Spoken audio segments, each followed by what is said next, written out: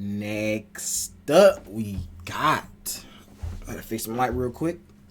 Absolute Mad Labs, Bonnie and Clyde. No, I ain't right to a little Absolute Mad Labs in a smooth John minute. Not gonna lie, you know what I'm saying. I see specifically this title, Bonnie and Clyde. I'm like, we all heard about Bonnie and Clyde, but I ain't know it's like an actual. You know, I ain't know what it was. I just know about Bonnie and Clyde. But y'all let me know if y'all want some more Absolute Mad Labs. And also if y'all want a part 2 of this video, because this is an hour long. This is an hour long video, but I'm not going to react to all of it right now. So I'm going to do a part 1. It's going to be part 1 right here. Y'all give me 3 likes. Alright, we're going to say 3 likes. Give me 3 likes, and we're going to do part 2. You know what I'm saying? Give me 5 likes if y'all want more Absolute Mad Labs. Alright, so what's up with y'all? Y'all want more? Y'all like the video? You know what I'm saying? You feel me? So, hey, let's see what it be time about. They say that there is someone out there for everyone. That your soulmate is just around the corner, waiting for destiny to bring you together. That no matter who you are or what you've done, love conquers all. So this Valentine's Day, let's get a little bit romantic. Let's see what happened when one petty crook in particular found the one. A special someone that defined the rest of his life and captured the hearts and minds of not only him, but millions of others. They say that falling in love can soften even the hardest criminal by inspiring them to change their ways and become the good person that they really are deep down. Well, in this case, it had the opposite effect. Bonnie and Clyde.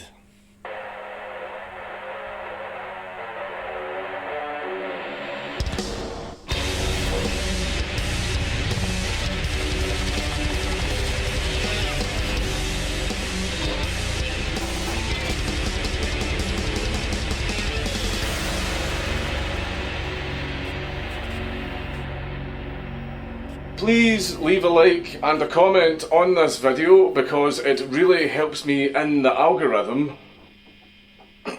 But before we get into the mad lad, this video is brought to you by Raycon. With Raycon earbuds you can optimise your listening experience of these deal of up to 15% off your... Every time I cough, skip more through the video. Age, Clyde seemed destined for a life of hardship as he and his family had to... Chestnut Barrow was born on the 24th of March 1909 as the 5th of 7 children. From an early age, Clyde seemed destined for a life of hardship as he and his family had to move from Tellico, Texas to a slum in West Dallas in 1922 after a drought caused their farm to fail. But despite this hardship, Clyde seemed like a pretty normal kid with a love of music. He played the guitar and he also wanted to learn the saxophone. He also had aspirations of joining the US Navy, but unfortunately his application was rejected on medical grounds. If anyone's wondering why I look and sound tired, I've got a really bad cold. It's not the coof. It's not the coof. I've been tested. You know, sometimes you forget that other illnesses exist, but don't worry, it's not the coof. You're not getting rid of me that easily. Clyde's first brush with the law happened at Christmas in 1926 when he was arrested for auto theft.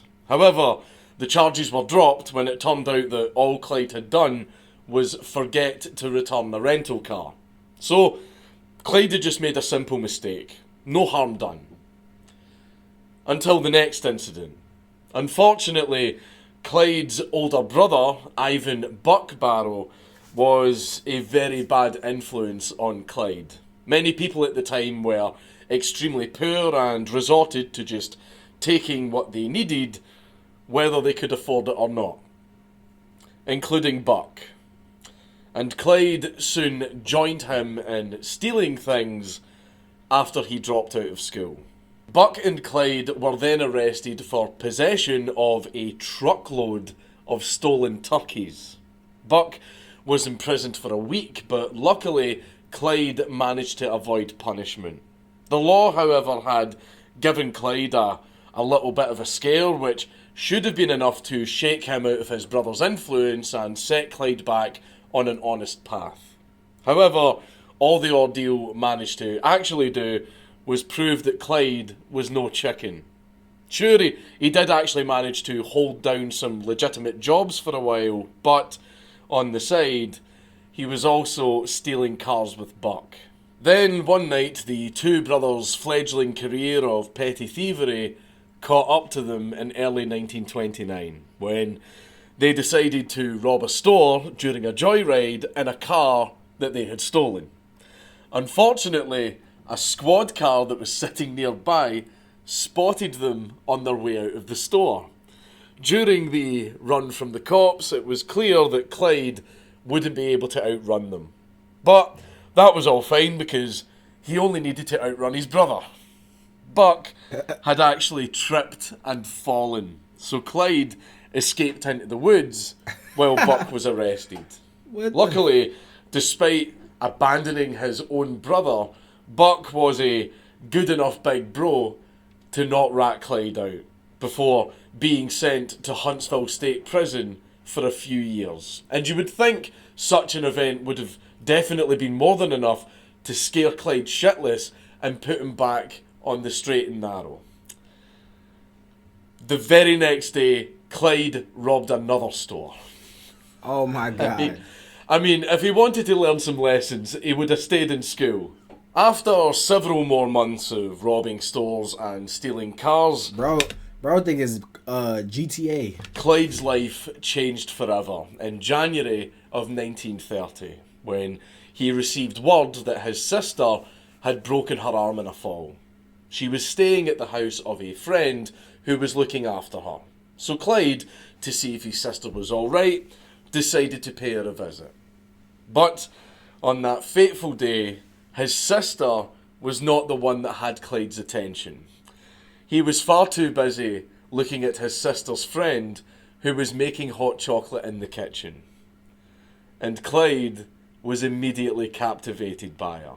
Bonnie Elizabeth Parker was born on the 1st of October 1910 in Rowena, Texas, as the second of 3 children. Her start in life was a bit of a mixed bag, as her father died when she was 4. But on the other hand, she excelled academically. In school, she was an award-winning honour student who wrote poetry on the side, and she also had dreams of becoming an actress. But all of that went to shit. And it's crazy how one side, Clyde, and it's funny because I get him confused. I've been thinking Clyde is a girl name and Bonnie is a boy name, but whatever. But yeah, it's crazy how Clyde was like dropped out of school, you know what I'm saying? He robbed his store, just doing a whole bunch of crazy stuff. And Bonnie, on the other hand, is literally straight A student. You know what I'm saying? She got dreams of doing something crazy. You know, I think she said what? Acting, I guess. But you know, something positive. And how they clash together and now they just bad together. Crazy. Hold on real quick. I'm about to go lock my door. Hold on, I'm about to pause this 1 second. Alright. When she fell for a man named Roy Thornton, who she married in dreams of becoming an actress. But all of that went to shit when she fell for a man named Roy Thornton, who she married in September 1926, 6 days before her 16th birthday and after dropping out of high school. Because not having a dad does that sometimes. As you would expect from someone who married a 15-year-old, Thornton wasn't a good husband. He was an abusive drinker and was often absent for long periods of time. Wait a minute, did he say they got married? Wait a minute, I don't know. See, I don't know where they're from. So I don't know. Hold on, let me see real quick. Where is Bonnie and Clyde from, bro? Bonnie and Clyde. Okay. Wait, they were American criminal couple, right? So yeah, they traveled to Central United States, right? So if they're in the United States, what the? Wait, let me see. Around what time was they alive? Around 1930s and 20s. Now I don't know what the law was back then, but I don't think they let people marry at 15 years old. But whatever. Bonnie eventually went, fuck this, and left him. Eventually, in January of 1929, Roy was sentenced to 5 years in prison for robbery. Seems that Bonnie had a type. Bonnie never actually divorced Thornton, but after he went to prison, he never entered her life again. Now, with that arsehole out of the way, Bonnie got a job as a waitress in Dallas while living with her mother. During this period of her life, Bonnie found herself terribly lonely and very frustrated by her ordinary life in Dallas. She desperately yearned for things to get more exciting, which is exactly what happened when she met Clyde. It was love at first sight for the both of them, and they talked all night. After that, the two were practically inseparable, until they were separated. Sadly, Bonnie and Clyde's time together was short-lived. You see, Clyde was actually laying low when the two first met, because the cops were onto him for petty larcenies that he committed. And in February of 1930, he had to tell Bonnie that he needed to skip town before they caught up with him. Unfortunately for Clyde, the cops were closer than he realised, and he hadn't even finished packing before they were knocking on the door. Dang. He was arrested and sent to Waco County Prison for a 2-year auto theft sentence. But it could have been much worse, as luckily the judge didn't really throw the book at Clyde.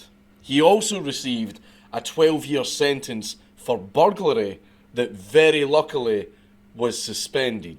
However, despite Clyde being behind bars with an extra decade hanging over his head if he tried anything stupid, the authorities still couldn't keep these young lovers apart.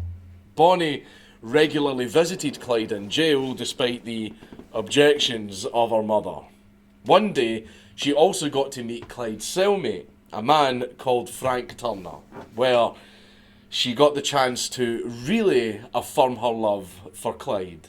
Turner told Bonnie that he had a plan to break himself and Clyde out of prison, and he only needed one little thing to do it. You know, just one tiny, insignificant thing. A gun. He needed Bonnie to get him a gun. So he gave her directions to where she would find one stashed in his house. Now, this was clearly a non-starter. Who in their right mind would smuggle a gun into jail and then give it to one of the prisoners? What moron would do something so stupid, dangerous, and extremely illegal right under the noses of the cops and prison guards, especially when it would get her boyfriend put away for an extra 12 years? Well, Bonnie would. And Bonnie did. Never underestimate the stupidity of horny teenagers. So Bonnie found the gun as directed, somehow got it into the jail, I don't want to think about how, and then gave it to Turner without anyone noticing. What? And then Turner did the rest. You gotta think about it too. Back in the day, because really, let's really think about it. All right. So back in the day, around 1920s, 1930s, because they died. Let's see. Hold on. Let's say Clyde died in May. Oh, they both died. Oh shit! They died the same day. What the fuck? They died the same day. Damn, they must have fought to the death or something. Damn, that's crazy. I wish I would have never knew that now because. Dang. Whatever. So yeah, they died the same day. So 1930s. Now, if you really think about it, right? Back in the day, they didn't have metal detectors or all this stuff. So they didn't have like certain technology to prevent certain things. Now, I don't know how they let people like visit people in the jail or whatever. I don't know. No one knows. So I don't know how exactly she did it, but it was probably easy. Not gonna lie. That's my theory. I think it's easy. Surprisingly, it worked. Frank busted himself and Clyde out of the jail, and then they hit the road to Illinois, robbing stores and changing the license plates of the cars they stole as they went. However, despite their precautions, Clyde and Turner were recognised by a passerby that had one of their plates memorised. The snitch got them recaptured and sent back to Texas.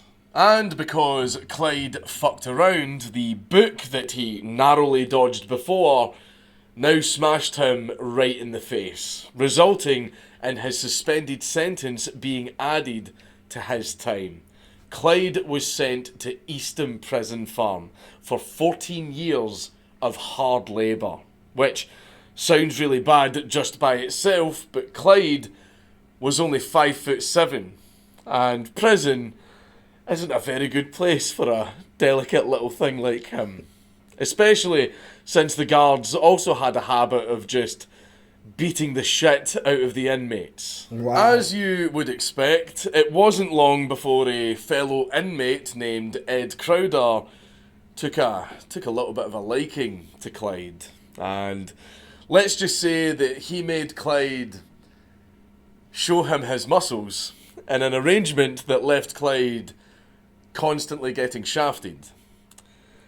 Eventually, Clyde invited Ed Crowder into the showers, and he got to lay some pipe of his own.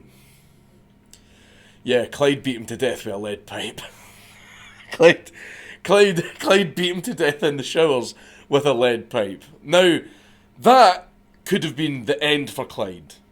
However, a lifer took sympathy on Clyde and actually took the blame. He took the fall for the killing.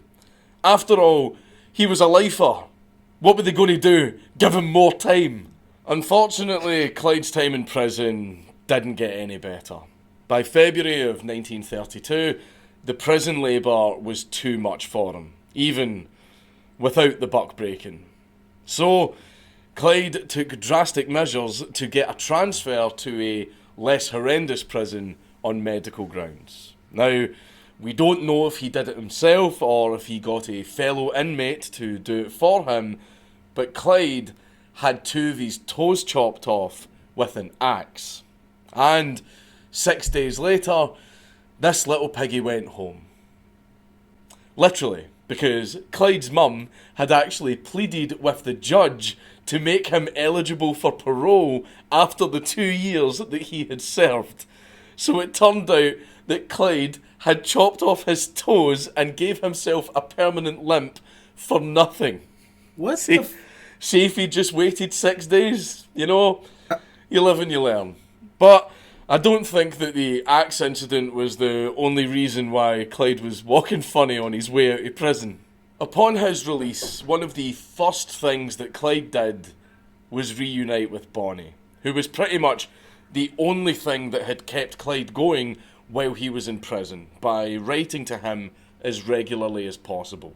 They even lied to the prison authorities about being married so that they would be allowed to stay in touch. Luckily, Bonnie hadn't forgotten about Clyde while he was away.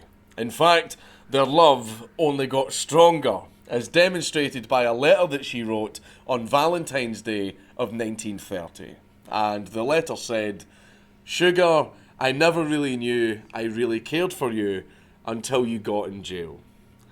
The rest of their correspondence was pretty similar in that it was full of romantic gestures, expressions of their yearning to see each other again, and all that other gay shit. It was clear that the two were very devoted to each other, and that Bonnie would stay by Clyde's side no matter what. But for Clyde, being on the outside with the woman of his dreams wasn't all sunshine and rainbows. The Great Depression was in full swing, so it was very hard for Clyde to find work. And whenever he did manage to get a job, it wouldn't last. Whenever some petty crime happened in the area, the cops would immediately assume it was Clyde, and then they would head to Clyde's place of work and pull him out for questioning. And the harassment from the law ended up getting so bad that all of his employers fired him, even though he had done nothing wrong. Can relate. Prison had changed Clyde. He was so hardened and embittered by his experience that a fellow inmate that he had befriended named Ralph Fultz said that he had seen him, and I quote, change from a schoolboy to a rattlesnake. So it's no wonder that Clyde swore that he would never go back to jail, going as far as to say, no man but the Undertaker will ever get me. If officers cripple me to where I see they'll take me alive, I'll take my own life. As you would expect, despite Bonnie encouraging Clyde to stay on the straight and narrow, he gave up after only 2 weeks, and he got back into crime alongside Fultz. But he wasn't just in it for the money. This was now personal. Clyde was so pissed off that he wanted revenge for the Great Depression and his time in prison, which had pretty much ruined his life. So he and Fultz, alongside a fellow criminal named Raymond Hamilton, hit the road together. And this was the start of what became known as the Barrow Gang. And like the leader of any gang, Clyde had a plan. And to carry it out, all he needed was faith and money. One day, once they had enough cash and firepower, they would go back to Eastham Prison, cause some carnage, kill the guards, and free all of the inmates as revenge for the horrible experience they all had there. But bro, Clyde, this dude is he killed, bro. He literally living like, bro. Oh my god, this is why they're famous, bro. And this, I already told you, I never knew about the story of Bonnie and Clyde. I never knew about it. You know what I'm saying? So this is all new to me, bro. This is all new. You know what I'm saying? So this is why they're famous, bro. It's literally like, bro, this dude, like, this is a movie, bro. It's not like a movie. You know what I'm saying? Like, wasn't alone in this crusade. Bonnie was more than eager to join him in his crime spree. And on the 19th of April, 1932, the passionate lovers excitedly robbed a hardware store together. How romantic. While robbing the hardware store, Bonnie was loving the thrill of the action. But it suddenly started to get a bit too real when everything started going wrong. Clyde then tried to do the right thing by kicking Bonnie out of the car and telling her to get the bus home so that she didn't get tangled up in his mess. Unfortunately, Bonnie was arrested anyway, and so was Fultz. However, the jury refused to indict Bonnie, so she was released 2 months later on the 17th of June. Fultz, however, was not so lucky, and he was sent back to prison. However, before Bonnie's release, things only got worse for the gang. On the 30th of April, 11 days after the botched hardware store job, Clyde and Hamilton hit a grocery store in Hillsborough, Texas. But before the safe could be opened, the owner, J.N. Butcher, was shot dead, and his wife identified Clyde as one of the shooters. Clyde knew that this was the point of no return, and he tried once more to do the honourable thing and offer Bonnie the choice of quitting while she was ahead so that she wouldn't join him in the electric chair if the worst were to happen. But Bonnie refused to leave him, even though the governor of Texas had issued a $250 bounty on her boyfriend's head. Dang, you see how he said $250 bounty? $250 bounty back then was probably like $250,000 now.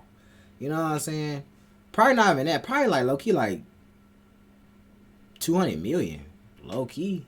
I ain't gonna lie, cause back then, bro, like if you had $200, you had $1,000, bro. You was rich, bro. You was rich as fuck. You know what I'm saying? If you had $1,000 back then, they even had like people didn't even have $10. You know what I'm saying? People, I used to hear stories back in the day. They used to say like people went to the store with like a couple cents and they can get a lot of snacks or something like that. You know what I'm saying? Like money was really like nothing. You know what I'm saying? You basically get shit for like free back then. Like 25 cents will probably get you like, I don't know, like, you know what I'm saying? You probably get a drink and some chips with that. You know, now you get 25 cents, boy. You lucky to even get a one stick of gum. No. Being on the run for robbery and murder isn't exactly an ideal way to live. But the Barrow gang got by, robbing stores and gas stations as they went, until the 5th of August, where things got a lot worse in Stringtown, Oklahoma. Clyde and Hamilton were at a local dance, getting drunk and having a good time, until two cops, Sheriff C.G. Maxwell and Deputy Eugene C. Moore, noticed both of them swaying in a way that made it clear that they were both drunk. Prohibition was very much a thing at this time, so the cops approached them both to let them know that drinking was not allowed. And Clyde and Hamilton just immediately gunned them both down, killing Moore and seriously wounding Maxwell. The gang then had to haul arse out of there in an escape that involved stealing and abandoning 3 cars. Now the hunt was really on, because if there's one thing that cops hate more than fake $20 bills, it's cop killers. The gang then went to visit Bonnie's aunt in New Mexico so that they could lay low. But while they were there, a cop looked up their car's plates, because holidays were very expensive at the time and therefore cars from out of state were very, very rare. And surprise, surprise, the car had been reported as stolen. So the cop approached the front door of Bonnie's aunt and immediately had a gun pointed in his face.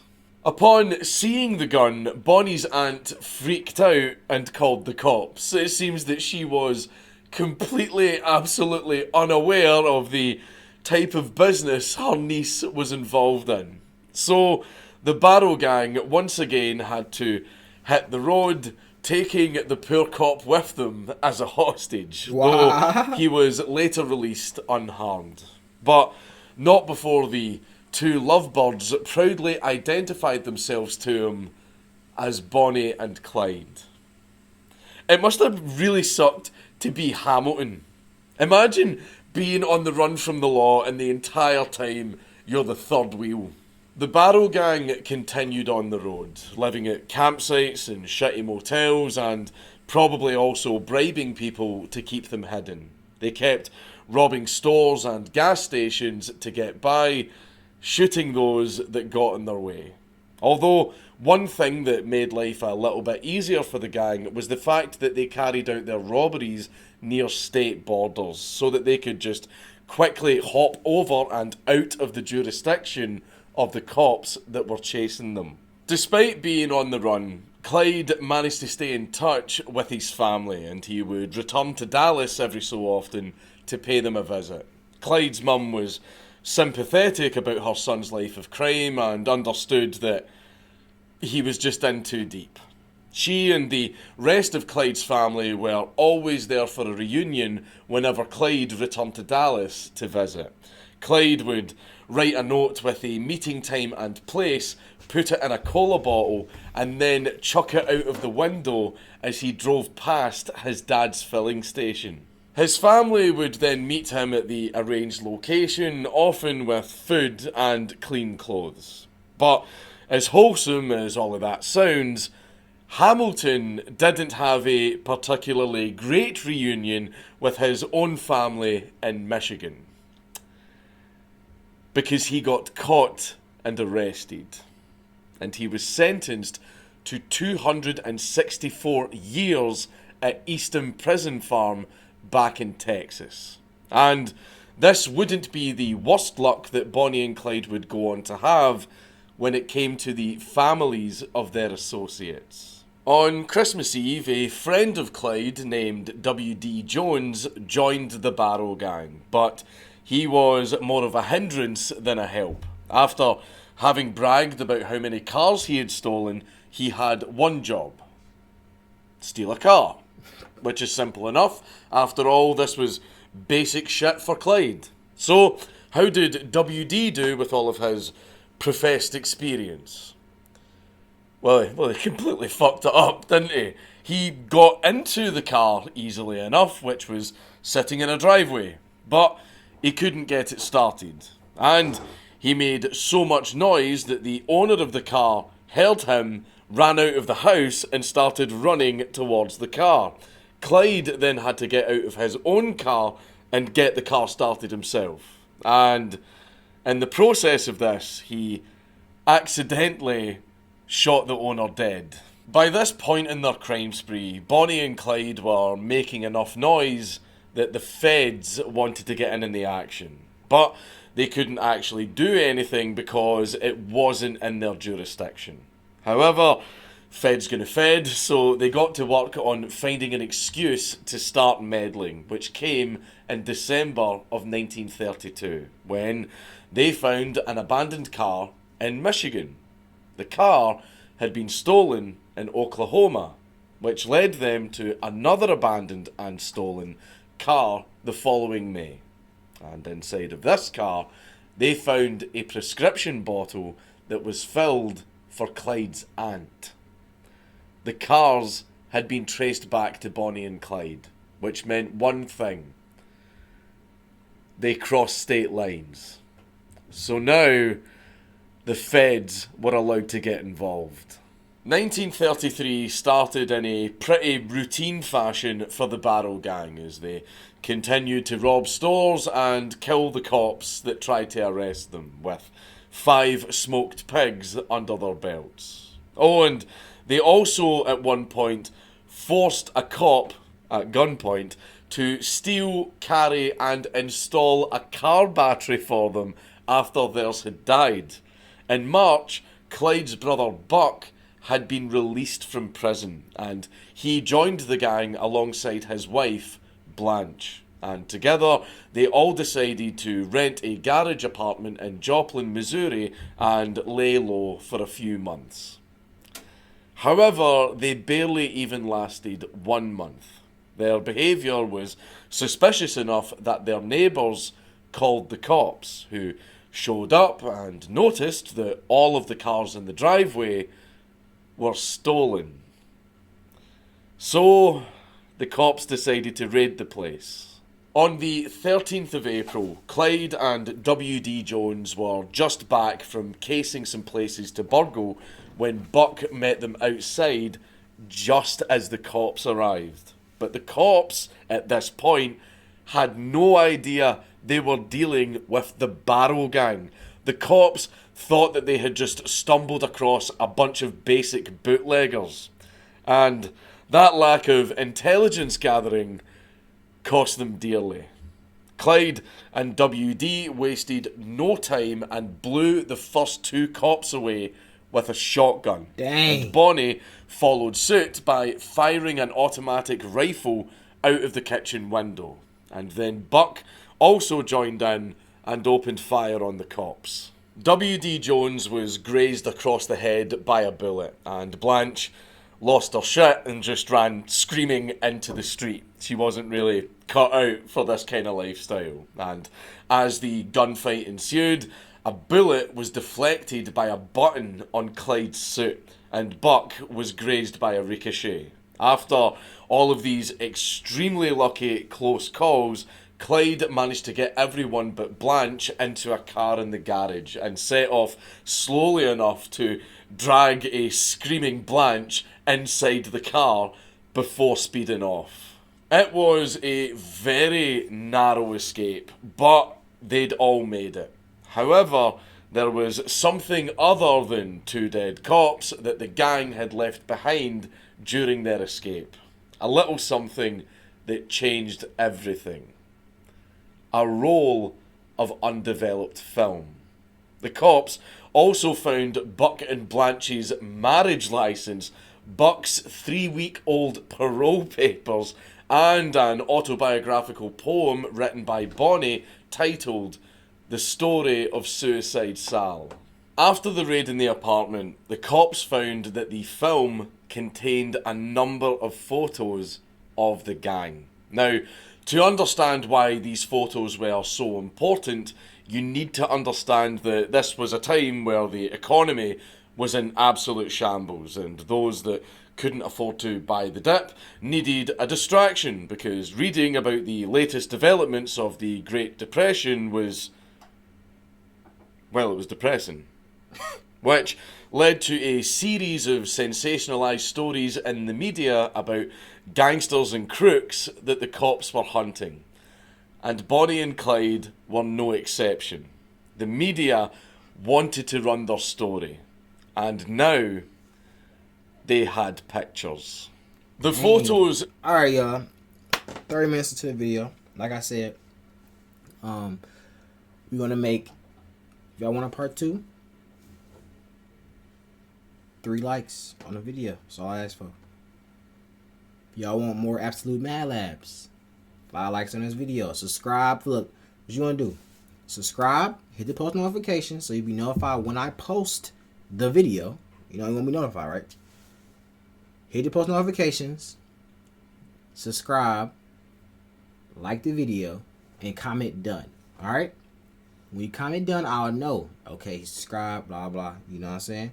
You want to see the video. Okay. It's up to y'all. So, hey. Y'all like, comment, subscribe. Come show me Yak 2 next, man. 5 Instagrams where I'm most active at. We on the grind to 10K.